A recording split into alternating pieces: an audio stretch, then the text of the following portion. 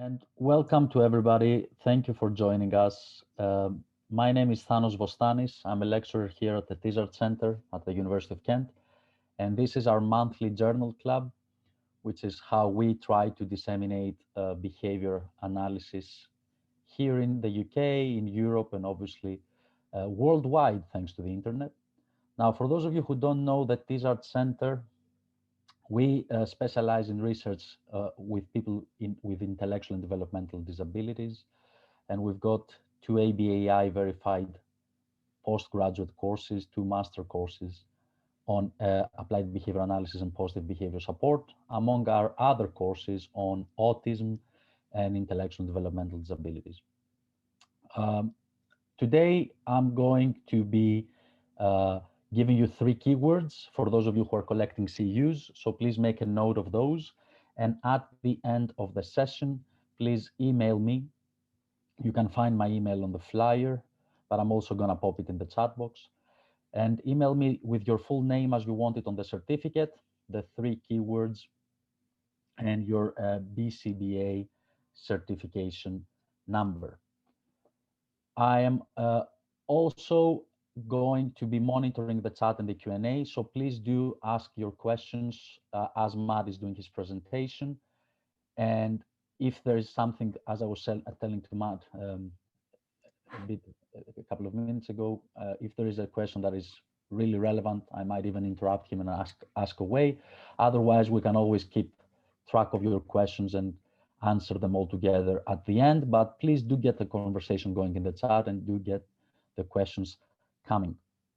The session is video recorded and it's going to be uploaded to our YouTube channel. Keep in mind, so if you go on YouTube and you just search Tizard Centre, it should come up.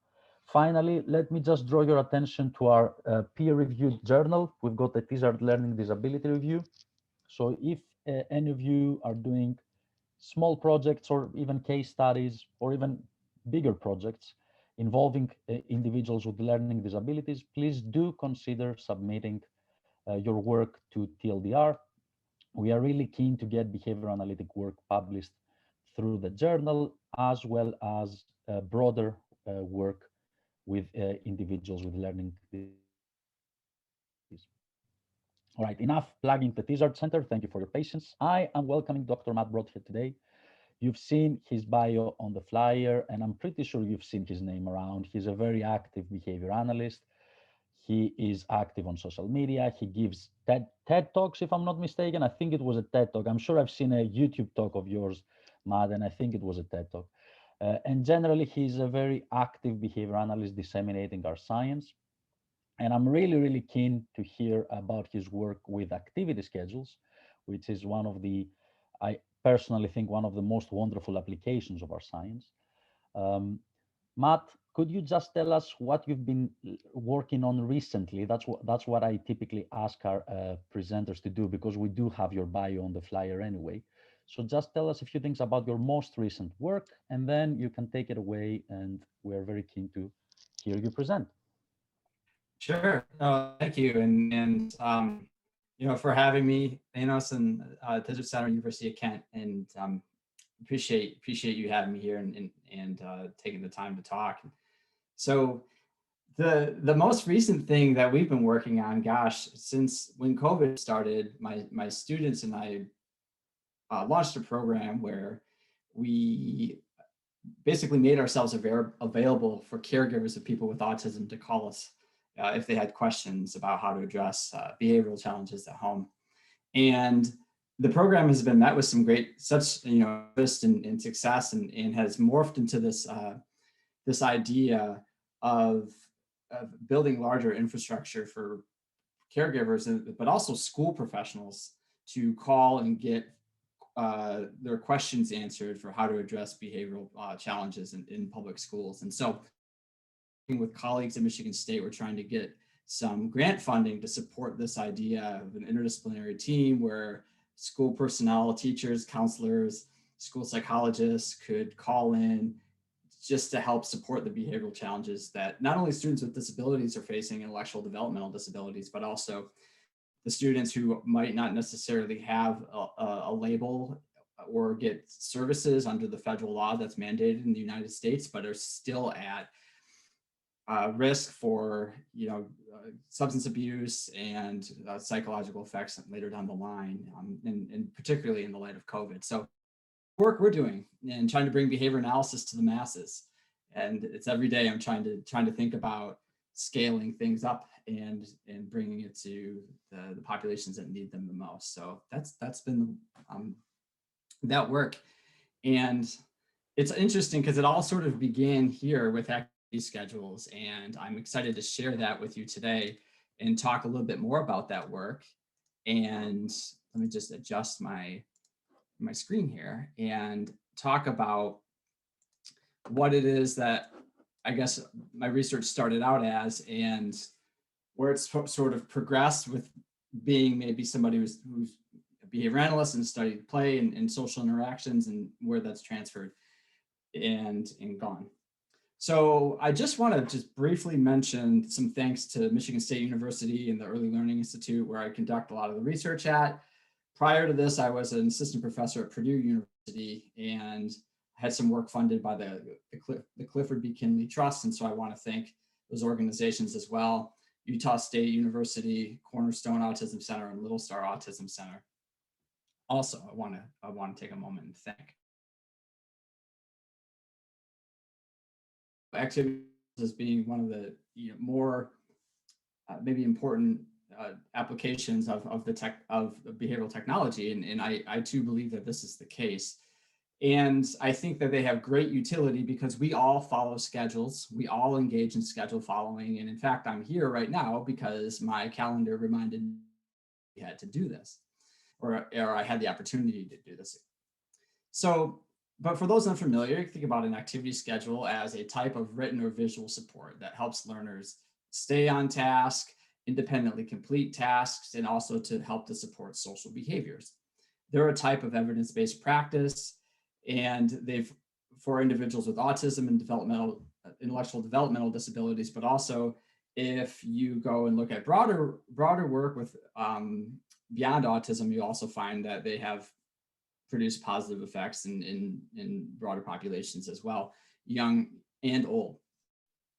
And you can think about activity schedules as a focused behavioral intervention. So they're put into place to address maybe a specific thing or challenge that the individual is facing versus like a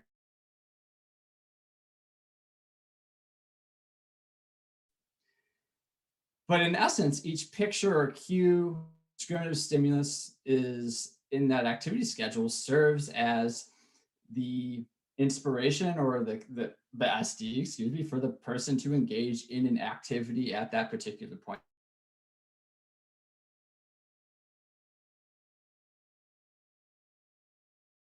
Visual that you might see in classrooms, and though that these are important, and in particular, this task analysis for how to use the bathroom is also very important.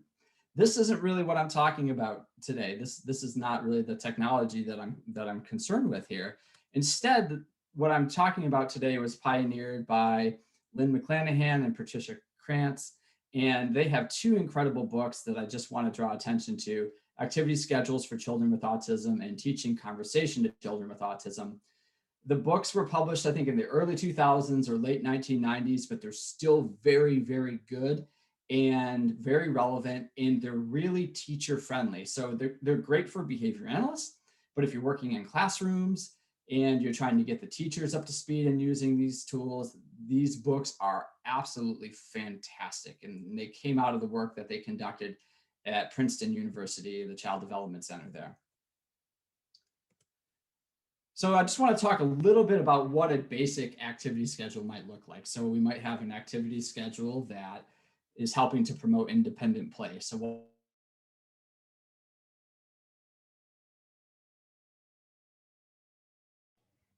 Matt, sorry to interrupt. Sure. There are some instances where your sound breaks completely off, and then it comes back, but it lasts for about like 3-4 seconds.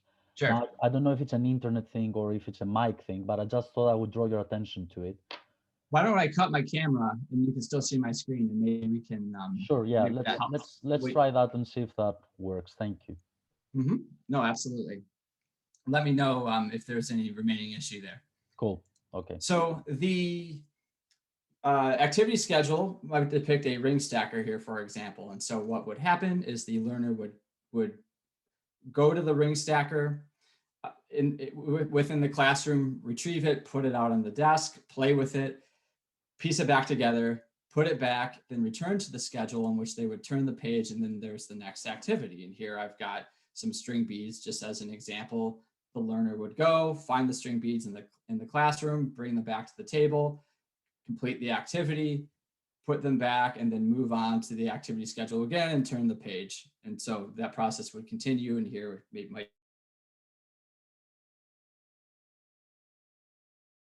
be things the person could already do or really enjoy, but they're just embedded in this sequence to help to promote on-task engagement without the involvement of adult prompting. Don't have to be depicted in a picture format. They can be written, they can be depicted in visual form, or written form, auditory form, they can be depicted in Braille, whatever the modality the individual communicates in or might read or best respond to, activity schedules can be adapted to support.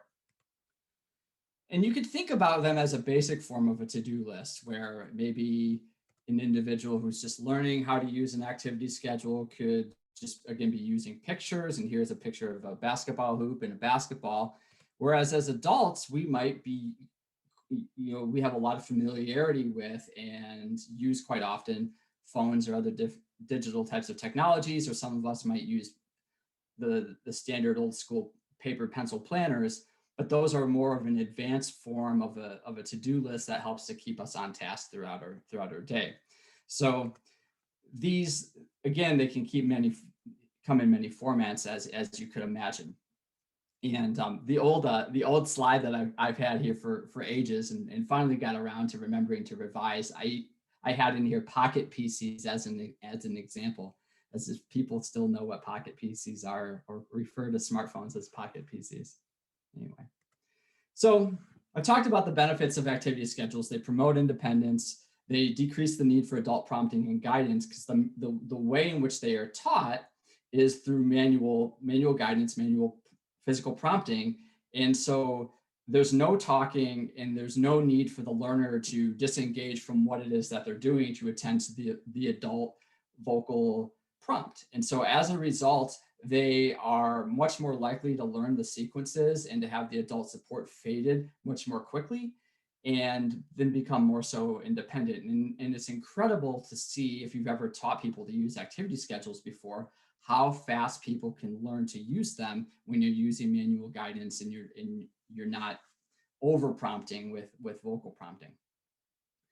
Activity schedules also provide opportunity to embed choice making within the day, within play sequences. And hopefully we can get to some data today where I can talk to you about how we evaluated that in more detail. But I also have an example at the beginning here where we taught kids how to play hide and seek using activity schedules, and there's a play component in there as well. And then you can also embed social interactions within activity schedules. And that's what a lot of the work that I'm going to share with you hinges on, in putting scripts and to help to promote social interactions and engagement between peers. All right, so moving on to the novel applications, what I'm going to do here is just run through a series of studies that we've conducted in chronological order to talk about this line of work. And the paper that I had shared with Thanos to distribute is in this line. But I want to talk about the whole story too, just to give more examples of how these can be used and applied, to get you to think about how your students could benefit from, again, this technology. And this is something that I think really resonates with teachers, and I've used activity schedules in multiple public school settings along with ABA autism clinics, and the utility and, I guess, adoption and excitement around these from teachers has been absolutely fantastic. And so I think it's a really socially valid tool to use, and I hope that the studies here and the data can help to demonstrate that. So for this first study, what we did was we used activity schedules to try to support social interactions and on-task behavior during a game of hide and seek. And so earlier when I was describing activity schedules, I was talking about the basic three-ring binder and how each picture depicts an activity that the person would need to engage in. We modified the activity schedules to basically support the behaviors of hide and seek. But one of the things that's unique about as a hider relies on other people not knowing where you are. So we had to create a situation where we had two different types of activity schedules, one for the hider and one for the seeker. And I'll show you what that looked like. So if you were the hider, what your activity schedule might look like or what your page might look like, and I actually have a video of this here in a second that I'll show you, is first you would see a picture of the location that would be predetermined that you would hide. And then there was a script that depicted the social interaction, oh no. And this was attached to the book by Velcro. And our participants also wore a toy watch. They would take this script off of the activity schedule and they would place it on their Velcro watch. And so then when they would go to the hiding location, once they were found, they could read the social interaction on their watch, engage in that social response, and then go back to the activity schedule or engage, in whatever else that they needed to do. And so that again set the occasion for them to independently engage in the social interaction without the adult having to tell them what to do. The sound is still disconnecting. Am I doing okay? Are we still having issues, Thanos? Well, yes. I mean, there were a couple of occasions. At some point, it was quite stable, but then you broke off for a couple of seconds again. But I didn't interrupt you because there's only as much as we can do, I suppose. Sure. But yeah, I mean, let's try and do our best here. And worst case scenario, I might just ask you to repeat something if the pause is too long with your audio. Okay, Matt? Absolutely. My apologies. The internet's usually pretty good, but I live in a rural area and I just have a hotspot that the university has given me to be able to work because I don't have high-speed internet. So usually we're good. So I'm surprised, but again, let me know if I need to repeat something. No worries, I will do. And let me just take this opportunity to say that our first keyword is hide. Our first keyword for the day is hide. All right. Which is great and contextually relevant here. So if you were now to talk about the role of the seeker, how we depicted that on the activity schedule is we had the words go hide on the top. And then we had the numbers 1 through 20, and they would count these, and that would simulate the counting experience while the hider would go to their location. And then we had this script that said, I found you. And again, they would take this and put it on their watch. And when they found the hider, they would engage in that social interaction, I found you. Then we had a piece of cardstock that depicted one of two possible locations where the hider would be at. And they would also remove this from the activity schedule as well. And they would carry it, or they would go to the first location here depicted on the left. And if the person was there, they'd say, I found you. And then that person would say, oh no. And then they would go back to the schedule and turn the page and the roles would be reversed. But if not, then they would go to the next location and that is where their peer would be.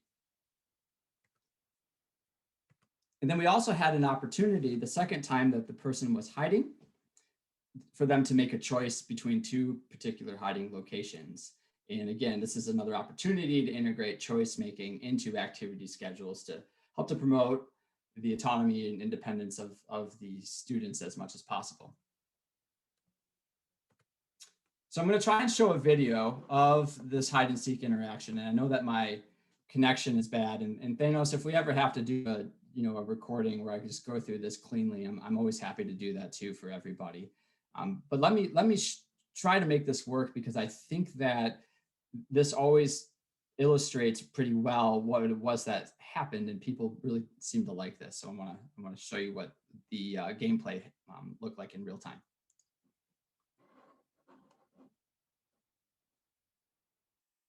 Time to play hide and seek. Go hide.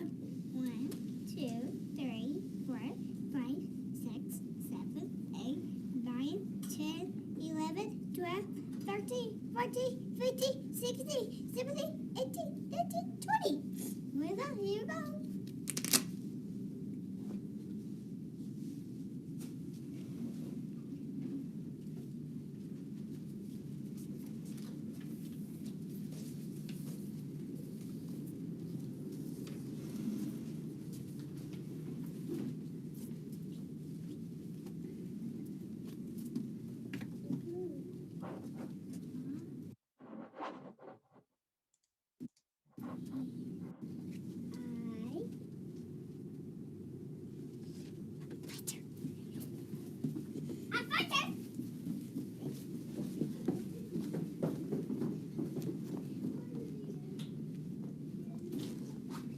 Here come to my friends.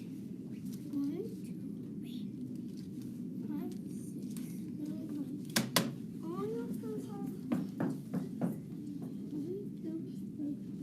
5, 6, 7, 8. 1, 2, 3, 4, 5, 6, 7, 8, 9, 10, 11, 12, 13, 14, 15, 16, 17, 18, 19, 20.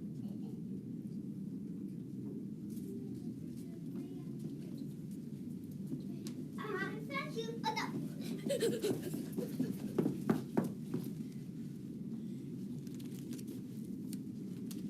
Go ahead.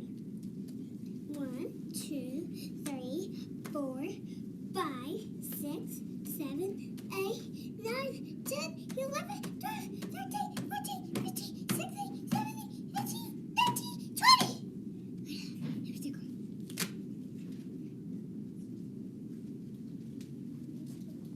17, 18, 19, 20.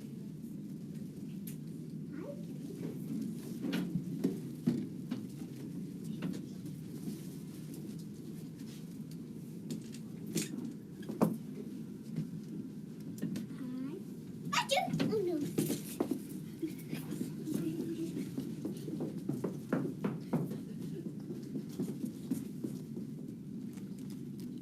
Go high.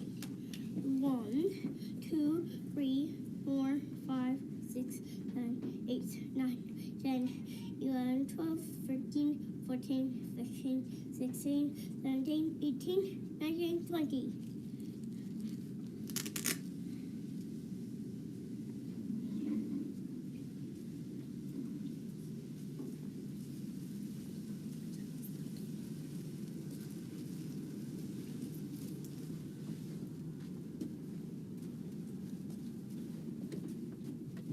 Thank you. Oh, no. What?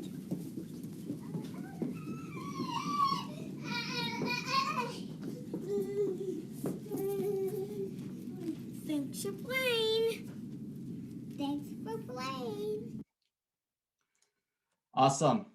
I could tell by the comments that came through, which is great. It makes me happy to know. I was feeling bad about the connection, but I'm glad the video came through. And that was about 9 years ago. I bet those kids are just about ready to be able to start driving now, and so it really brings me back, and real memorable. That was at Utah State University when I was still working with Tom Higby, my doc program there. So anyway, actually have the data for those two participants there, Gus and Olivia. So I'm going to talk through these, and then I'll just show the rest of the multiple baseline design that we used. And so we recruited a total of 6 participants, 3 dyads. They were all between the ages of 3 to 5, and they had previous experience using activity schedules in this classroom, but they hadn't done anything like this. So we task analyzed the accurate behaviors and plotted that on the y-axis, the percentage of correct responses, and then sessions on the x-axis. And so Olivia is depicted by the open triangles and Gus is depicted by the closed squares. And so in baseline, we just asked them to play hide and seek, and we had the schedules available, and they just sort of engaged in non-compliant behavior. Or excuse me, the schedule was not available there. And then we had a schedule probe where we put the schedule in place, but didn't teach them anything, just wanted to see if the schedule would differentially control behavior, and it didn't. Then we introduced the teaching condition where we just used manual guidance to teach them to follow the schedules. And you can see we had a pretty quick increase in behavior for both participants. And then we rearranged the stimuli within the book during the resequencing condition. And we did this just to make sure they were attending to the stimuli and hadn't just memorized the order in which they should do things. The next thing we did was we removed the activity schedule, and this was a brief withdrawal to demonstrate experimental control, and you can see behavior decreased to that similar baseline. And then we put the schedule back in, and we had a generalization condition then where we had just new hiding places within the classroom, and you can see we had accurate behavior there as well. And so just want to show you the rest of the participants. So Gus and Olivia were on the bottom panel of the multiple baseline design, and Arlo and Isis and Brad and Michelle and are there on the bottom and middle panels there. So I had a question here, did we take any data on maintenance? And the answer is no, I didn't. And I think that that'd be a really great follow-up study for someone to look into for sure. I think that I have some maintenance data with the social interaction or the video chat paper that I'm going to talk about, but we didn't do any maintenance data for this particular study. So just again, to demonstrate where the kind of control mechanisms here in the non-concurrent multiple baseline design.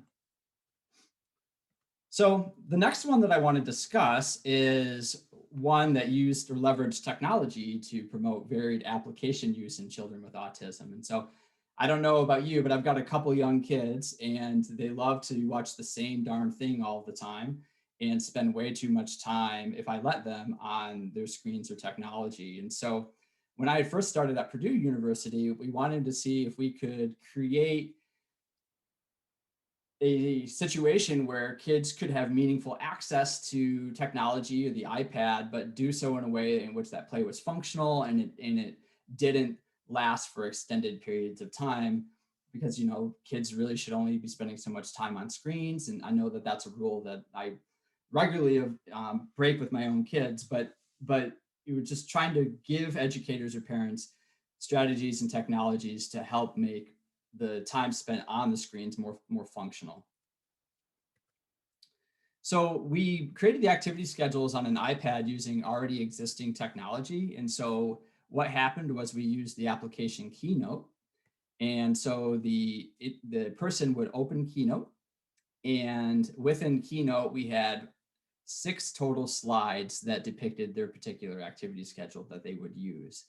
So what they would do is they would open the program and it would open up the first slide, and then they would select the second slide, and that depicted the timer and then the app to which they were to go to. So you can see the timer here and then the Caillou app.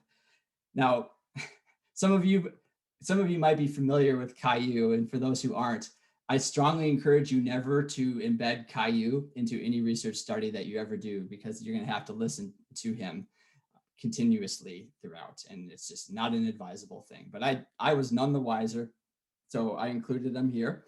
And so what would happen was the individual would look at this page, and then they would close out, and then they would open the clock application. And I had the clock preset to 2 minutes. Then they would touch the start button here to start the timer. Then they would close out of the app, the clock app, and then they would open the Caillou app, and then they would play with that game until the 2-minute timer went off. And then at that point, they would click OK, and then go back to the activity schedule, turn the virtual page, and then move on to the next activity. Now, the fourth activity in that was actually YouTube. So we did a preference assessment to identify the sort of preferred things that the kids like to watch. And we set it up so where they could then go through, open up the YouTube app and make choices about the games that they wanted to play in here, or the videos they wanted to watch in here as well. So again, another opportunity to embed choice making within the activity schedule. So for this particular study, we recruited 3 kids, all with autism, and this was at a center where they had a medical diagnosis of autism. And they were, gosh, I think between the ages of 5 and 7. And we measured the number of the variation in apps, or the number of different apps that they played with each session. And we also measured the percentage of correct responses with engaging with the activity schedule or the percentage of correct responses in completing basically that series or task analysis that I just described to you earlier on the previous slides. So here are the results for one particular participant, and there are two y-axes on this graph. And so the left y-axis is the number of different applications that the participant used, and those are depicted by the black circles. And then the right y-axis is the percentage of correct responses when using the activity schedule or engaging in that sequence of activities of opening the app, clicking on the right page, closing the app, turning on the timer, setting it, closing the timer application, then opening whatever game that they were to play. So in baseline, you can see this particular participant just played with one app over 3 10-minute sessions. And then when we introduced the activity schedule prior to any teaching, they continued to just engage with one application and didn't use the activity schedule correctly at all. Then when we introduced the teaching session, again, we used manual guidance to show them how to use the activity schedule. You can see the white circles going up there represent the acquisition of the schedule following behavior. And you can also see the black circles represent the variation in the different types of apps that the participant was using across the research sessions. We then removed the application, or excuse me, the activity schedule from the iPad, and the responding went down to baseline levels where, again, they engaged in repetitive app play over a 10-minute period. And then when we put the activity schedule back on the screen, back on the iPad, they again varied their app play. And then we also had novel applications that they were to engage with, and they continued to do so at a high level of accuracy. Now, one thing that's really interesting, I think, about this participant, and there's another participant as well, is that you can see that the percentage of correct responses is higher during the final novel applications condition than we ever got it to in the teaching condition, albeit I didn't run that teaching condition out nearly as long as I probably could have. It could be testing, it could be maturation, but one of the things that I think accounted for this increase at the end was we had new items, new games for them to play with, and I think that there was just more motivation for them to engage in accurate behavior there. So I think that's a takeaway of doing this was to make sure that you're always accounting for participant preference and putting in things that are meaningful and engaging for them. One of the challenges of doing research is that you have to keep a lot of things constant in order to control your study so I can publish it and keep my job. And that unfortunately comes at the cost of maybe not being as attentive to the participants' particular or momentary interests or needs. Though, of course, those are certainly attended to. And so I just want to show the other two participants, Jack and Gwen, for the middle and bottom rows there, or panels there. And so again, with Mark's data, we were able to replicate those with Jack and Gwen. And again, you can see with Gwen all the way down at the bottom, Gwen's behavior during that novel application condition was a bit more elevated than it was at the end of the teaching condition. They're suggesting that maybe the exposure to those novel applications had a differential effect on behavior. So it would have been interesting in hindsight to do a reversal, go back to the apps we were using in the teaching condition and see if we got a reduction in accurate behavior there. But again, hindsight is always 2020. So. All right, now on to the article that was shared, which is a pilot evaluation of a treatment package to teach social conversation via video chat. And this study was funded by the Kinley Trust Foundation at Purdue University. And so I want to thank them and then my co-authors too for help on this project. And so, with this is funny because the study ended up aging really well, where I think back in 2016, when I came up with this idea, it was, we need to make sure we have a way for people with autism to be able to communicate with distant family members. We can't forget about them when it comes to building relationships. If you build relationships and family connections, it reduces your risk for depression and anxiety and all of these other things that happen when we don't really address social skills or connections. And little did I know that we'd all be doing this in 2020 and 2021. But so I'm glad it's held its relevance and meaning, and I hope that this has helped to support ideas that maybe others might have, because I'm sure when the pandemic hit, people were scrambling to try to figure out how to make or help people stay in touch with intellectual developmental disabilities with their loved ones. And so yeah, the timing on that was pretty wild.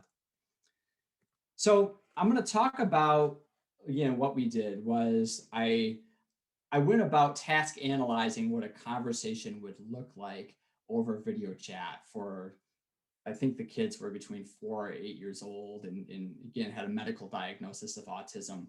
But anyone who has young children, I mean, that the conversations with grandparents or friends over the phone are really brief. I'm really lucky if I can get my kids to even come to the phone and say a couple things to my parents before they sort of wander away. So we structured the conversation to resemble what we felt would be appropriate to ask of them. And so what we did was we created 2 different scripts for them to be able to engage in during these conversations. So we could present some opportunity for variation to prevent just rote responding and memorization, and try to make the conversation more authentic.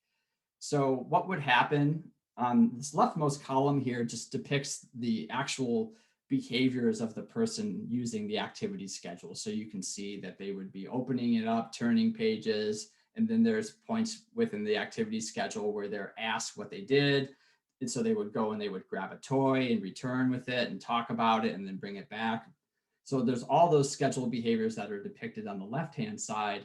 And then the scripts 1 and 2 depict the various differences between each individual scripts that we provided to the participants to show the differences between those 2 conversations. And then on the rightmost column, I have the conversation partner behaviors, where after the participant would say hi or hello, they'd say hi. When asked, how are you? They'd say, I'm good, how are you? The participant would say, I'm good, or I'm great. And then they would be asked, what did you do today? And then they would talk about, I play with Spider-Man or Legos. And then the conversation partner would say, can you show me? And then they go and they grab it, and then there would be a demonstration. They'd show them the toy, and then they come back, and the conversation would end, and the child would say bye and then disconnect FaceTime. So that was what the conversation 1 again was. Again, it was pretty brief. Another lesson learned with research here, I bought this really cool Star Wars Lego. It was like a X-Wing fighter for Luke Skywalker, and I assembled it and I used it in the study against my better judgment, knowing how fragile or how easy it is for Legos to break. And so, I was having to repair this darn toy after every single research session. And so again, if anyone's ever doing research with play, don't use Legos unless you're ready to create constant work for yourself, and certainly don't ever use Caillou. Or glue the Legos. Or glue the Legos. Glue the that's a trick I've learned from some experienced teachers. It was like Thanos, no Legos without glue. It's a no-go. But yeah, so the second keyword, guys, is Legos. The second keyword is Legos. Great. Although I just realized I should have said Skywalker, but anyway, all right, keep going, Matt. So good. No, you're good. And yeah, not sure what you were thinking with Caillou in the first place. I'm absolutely right, Debbie. I wasn't thinking. So let me talk a little bit about more of the structure of the study in the context of the results. So during baseline, on the x-axis are sessions, and I'm really sorry I don't have the numbers labeled there on the bottom, and my apologies. I don't know why that's not showing up, but you'll see that on the next graph that shows all the participant behavior. But anyway, on the y-axis are the percentage of correct responses. And the open circles represent what we call the yellow schedule, but that was the first script that we taught the kids. And the closed triangles represent the green schedule, or that was the second script that we had taught the kids. The diamonds represent conditions in which the schedule was not present. And you'll also notice that the sort of X's represent percentage of different responses, and I'll talk about that in a second. And the open diamonds represent maintenance behaviors as well. So again, on the x-axis or the y-axis on the left are the percentage of correct responses, and on the y-axis on the right are the percentage of varied responses. So during baseline, using this alternating treatment design, we had both activity schedules present, presented each 3 times in a randomized manner. And they really weren't engaging with the activity schedules with very much accuracy, and they weren't making the phone calls to their peers. And then we removed the schedule just to see if they would do anything on their own, and nothing happened. And then we introduced the activity schedule teaching condition. And so in this situation, what we had was my graduate assistant, So Yun, who was just in a different room, and she had another iPad ready to go. And so when the participant made the call, she would just talk from her script. And we also measured the fidelity of her adherence to the script that she had to follow. And that was 100% there as well, just to note, I believe. So you can see for this particular participant, responding increased pretty quickly to 100% accuracy across 2 specifics, or across 2 sessions for each the yellow and green activity schedule scripts. And then the next session, the next condition was an evaluation to see if responding would generalize to novel conversation partners. And those are depicted by the numbers 1 and 2. So the number 1 indicates 2 sessions in which the participant called somebody who they were not familiar with, but that conversation partner did have prior experiences with people with autism. And then the next 2 data points in that novel application, that novel conversation condition, represent responding where they called somebody who they did not know, and that person also did not have any experience with a person with autism. And so what I was trying to do was sort of simulate like the timid aunt or uncle or cousin who really didn't know maybe much about autism or how to engage, and to see if this technology would still work sort of under those types of simulated conditions. And so that's what that was meant to evaluate, if that teaching session or condition would transfer over into that under those conditions. And you see high responding there as well, which I was really excited to see. Now, the next thing is the no schedule condition. You may notice from the previous 2 studies that I shared with you, one of the common themes was that I was doing a withdrawal condition after we had established behavior, just so I could tank the behavior and demonstrate experimental control, and then put the activity schedule back in, and then maybe go on with like a maintenance condition or something like that.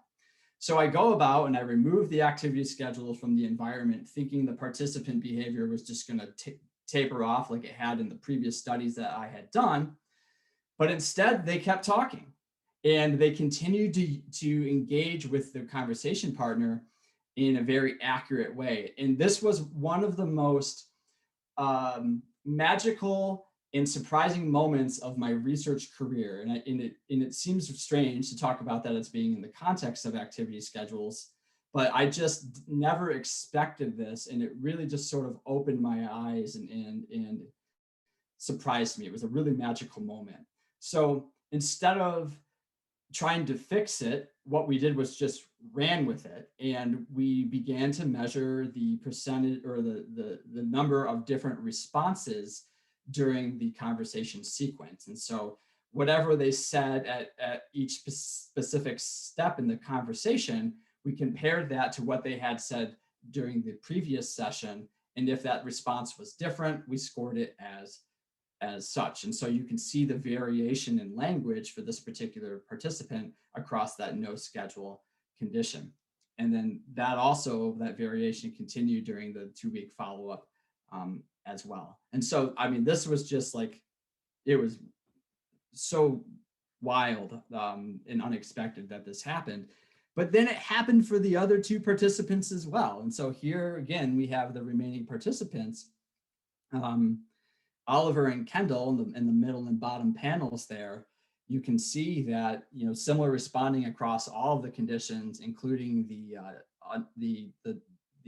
when the schedule was removed. And except Kendall, maybe a little less Oliver, maybe a little less variation. Kendall's was a little bit more variable, but still they were saying different things and not engaging in rote or repetitive behavior. And so that was just super exciting to me. So it's interesting, and then it started to lead me to ask why. Why did that happen? Because previously I had conducted all this work that had shown that, when you pull the schedule out, the responding decreases, and the children are reliant on activity schedules in a sense, which, could be good or could be bad. It depends on how you want to look at it. I'm certainly reliant on my own schedule. So it makes sense that it could be a type of permanent technology. But I had a hypothesis as to why it was the case. And I think it had something to do with the design itself, with the alternating treatment design. I had hypothesized contributed to the ability to remove the activity schedule from the environment. And so I just want to share this. I never got around to writing up these data. They're just sitting in a file drawer, and I really need to. So you won't be able to find these in a journal anywhere, but I just want to show that I went and looked at this and think that there might be something there. And so for these participants, on the x-axis are sessions and the y-axis are percentage of correct responses. So what had happened is during baseline, I just asked them to play with all of these toys in a particular sequence, and they just had sort of varied level of accurate behavior. I put the activity schedule in, and they didn't use it. They didn't do anything. And then again, I introduced this alternating treatment design where in one condition was teaching them how to use the schedule, and that was the closed squares. And in the other condition, which is depicted by the closed circles, represents no schedule condition, where it was identical to that of baseline and just asking them to play or engage with the toys. So you can see for the leftmost participant, or the left panel here, I had 2 teaching sessions, did a no schedule probe, and it was still at baseline levels, did 2 more teaching sessions with the activity schedule, and then the next 3 sessions are at 100%. And we had somewhat similar type of results for the participant on the right-hand panel here, except we did 2 sessions with the schedule, and then I went back to the closed circles, which was identical to baseline, and all of a sudden the kid engaged in accurate responding for 3 sessions in a row. Funny, then I went back to the schedule condition after that, just because I felt like I had to close that out, and responding was at like 60-something% there too. So they're actually worse than in that case with the schedule present than they were absent. So this is just something that just,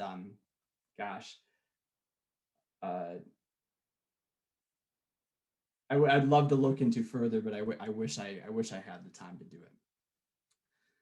So one more study I just want to share briefly, and then I hope we can have just a little bit of time for questions. And this is a study where we embedded choice-making opportunities into activity schedules, and then evaluated preference for a activity schedule that allowed the participant to make choices about the play sequences, or a activity schedule that the play sequences were fixed or predetermined for them. And so this was my student Nikki Deal's thesis that's currently under review.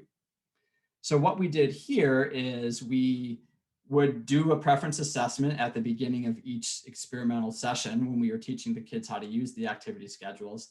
And they would make a selection, and this was a pictorial preference assessment in a multiple stimulus without replacement format. And so they picked the first picture, and then we would put that first picture in the activity schedule. We'd lay the remaining pictures out, and they'd make the next selection, and they'd put that picture, we'd put that picture in the activity schedule, and we would do that until the activity schedule was constructed. And so that's what the choice condition looked like. Now in the no choice conditions, or the fixed sequences, what we did was we didn't have an opportunity for them to make the choice about the order in which the activities were presented, but instead we yoked that order to the choices that they had made during the previous session that they were able to make them. So really the only difference was the activity of choice making itself.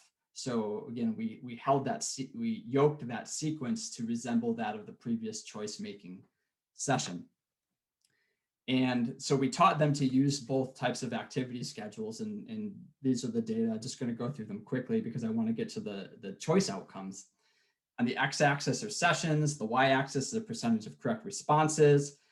Baseline sessions are depicted by the closed squares, the closed circles, excuse me. The closed triangle represents the choice-making activity schedules, and the closed square represents the no choice-making activity schedules. And so the main thing to take away from here, from all three participants, Adam, Macy, and Jay, is that they all learned how to construct or make or follow the sequences with the choice and no choice schedules. So after we did that, what we did was we exposed them all to a concurrent operant preference assessment where we had 3 activity schedules presented. One was the choice activity schedule where they could choose the sequence. One was the no choice activity schedule where the sequence would be predetermined for them. And then the other was a control activity schedule that resembled that of baseline. And so here we have the outcomes of that concurrent operant preference assessment for all 3 participants. And so on the x-axis are sessions, on the y-axis are the cumulative number of selections. The closed triangles represent selections of the choice book, the closed squares represent selection of the no choice book, and the diamonds represent selection of the control book. So I want to we'll start at the top with Adam and work our way down. So you can see Adam, the cumulative number of responses or selections of the no choice condition was rather frequent for the most part across the concurrent operant preference assessment. But then later on, he began to choose the control condition. And so we believe that that's a function of the experimental arrangement itself, where that control condition was identical to that of baseline, and it basically got him out of having to do anything if he just sat there for 30 seconds. So he had become, for lack of a better way of putting it, pretty bored with the study, and so had figured out the negative reinforcement contingency there pretty quickly. And so that's why we believe that he began to select that control condition there at the end. For Macy at in the middle, you will see that she continuously selected the no choice condition. And what we had noticed was that during the teaching conditions, she always, when given an opportunity, would construct the activity schedule in the same way, use the same sequences and in the same order. And since we had yoked or pre-selected the sequence in the no choice book to that of the selections that she had made, we believe that that was why she was choosing the no choice book. So what we did was we rearranged the order of the stimuli in the no choice book. And you will see an asterisk above the closed diamond or triangle over session 6. And so that represents the first session after she was exposed to that differential sequence in the no choice condition. And as a result, she began to choose the choice condition because she could then construct her own preferred sequence there. And then for Jay, he preferred the choice book and continued to select that throughout 6 sessions there on the bottom. And so I just want to show you Macy's data a little bit more closely so you get an idea about what it is that I'm talking about. So I know this is a creative, I'm not calling the graph creative as if I'm patting myself on the back. I think there's a lot of noise here, but I want to draw your attention to the parts that are important and meaningful. So Macy's data are depicted in the middle from left to right. And you can see that in blocks of 4, we have each square represents the toy or item that she selected to construct her activity schedule. So you can see that for both the teaching and choice assessment.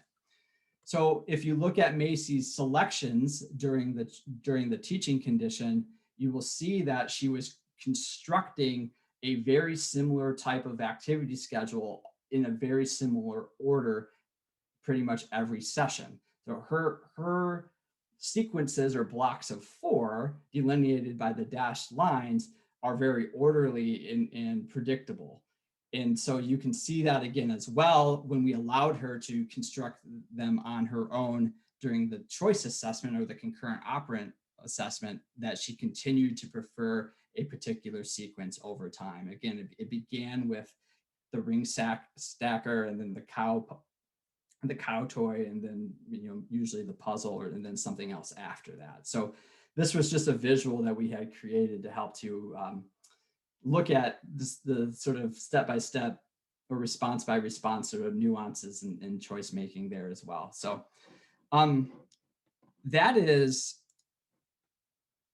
pretty much it for what I had to share. And I hopefully we have time for questions, but I do want to just note briefly that if you're looking for future research on this topic, I strongly encourage you to think about how you can expand the types of games or social interactions that you could incorporate into activity schedules. And I think that now that technology is so readily available, that there's so many different ways or more discrete ways that we can embed activity schedules into people's daily lives. And I know that there's been some studies with like Apple Watches and prompting and scripts. And so those are great things that we could continue to evaluate. And I also think that it's an important question to think about ways that we can reduce the saliency or the presence of or completely fade activity schedules from the environment as well.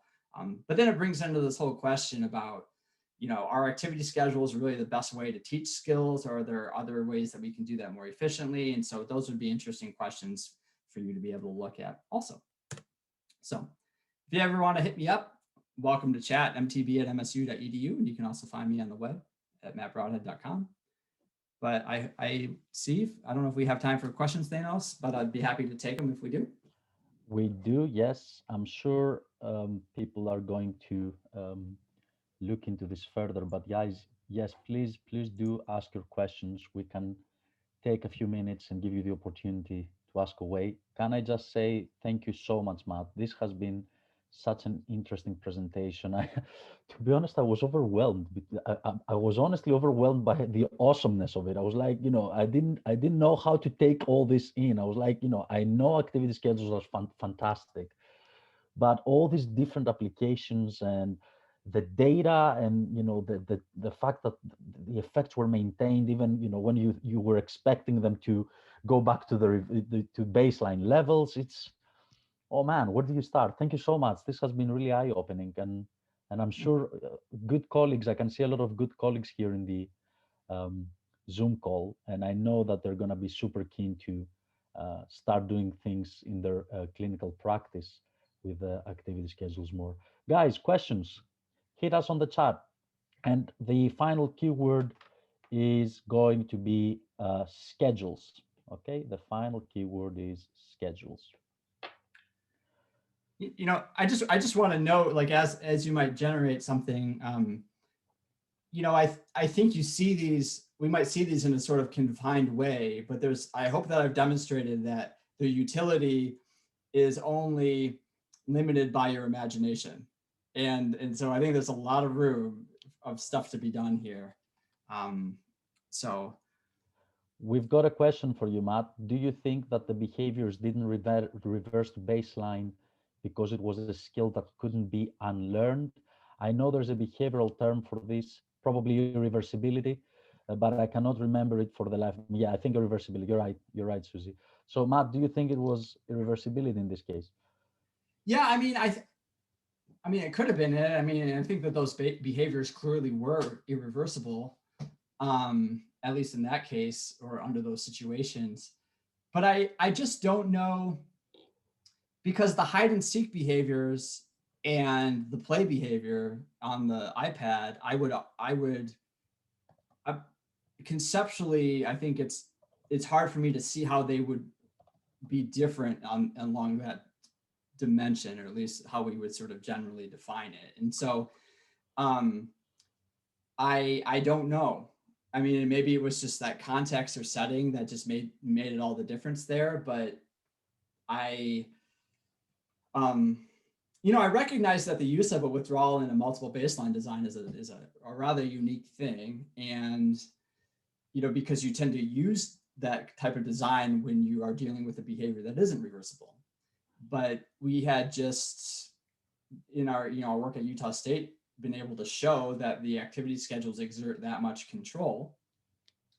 And so, yeah, I don't know. I mean, I think that's a good question, for sure. Another question says, is the aim to fade them out, or do we have to plan for them to be part of people's lives? Amy says, I rely on lists all the time, and I guess my question is, how easy is it to fade them out? Yeah. So, when I have more time, I usually talk about this idea of teaching schedule following as like a lifelong skill. And so, if you're working and just getting started on this with your students, think about that lifelong skill of schedule following. And I don't know if, certainly it wouldn't be something that I would ever recommend trying to fade out, because I know it's, again, as adults are all reliant on it. And actually, I was prepared to hop on the Zoom call about an hour before it actually started until I looked at my calendar, just noting that I didn't have my time right. And so like, I'm clearly 36, I'm still relying on this, and I'll know it will only continue to be harder. But after you establish that skill, and then you look to, capitalize on that to work on these social behaviors or social interactions, or maybe these more complex things, then you might think about, maybe it is appropriate to try to fade out. Or if you can cue social interactions or engagement in a discrete, non-invasive, socially acceptable way, does it really even matter? And I think about the FaceTime study where the kids were reading from the book and engaging with the person. I could see like that as just being okay and cool. And I think about how we might often use notes to give presentations ourselves, or rely on cues to say certain things during presentations. Heck, I had some words on the slide and they were cueing me to talk about this stuff. And so I see that as, there's some things I think fading in not, teaching kids to be over reliant on the environment is always a good idea, but there are also, it's not always the enemy to have stimuli permanently there, because in some ways it's super functional in the way that things go. So yeah, that's a good question. Thank you, Matt. Any other questions? I'm gonna give one more. We've got time for one more question, if there's any. Okay. All right. It looks like we don't have any additional questions. Matt, thank you ever so much again. That was really, really useful for us and interesting and is inspirational. Really keen to see people here in the UK and in Europe do more activity schedules. And hopefully we'll have you back at some point to talk to us more about your research on this, because there's clearly a really nice corpus of papers on activity schedules. And actually, I think there are also quite a lot of systematic reviews that show that they work and they are a very useful strategy. Yeah. Thank you. Yeah, thank you so much for having me, and thanks for dealing with the lagging internet. But it sounds like we got it straightened away, which was good. And so I appreciate everyone's patience there. Apologies, but it was great to connect, and I hope we can continue to do so. Just to account for the audio problems, I'll just say the keywords again, because I know that some people didn't hear me. So it was hide, Legos, and schedules. Okay, just to make sure that you've all had the opportunity to hear the three keywords. All right, thank you again, Matt. And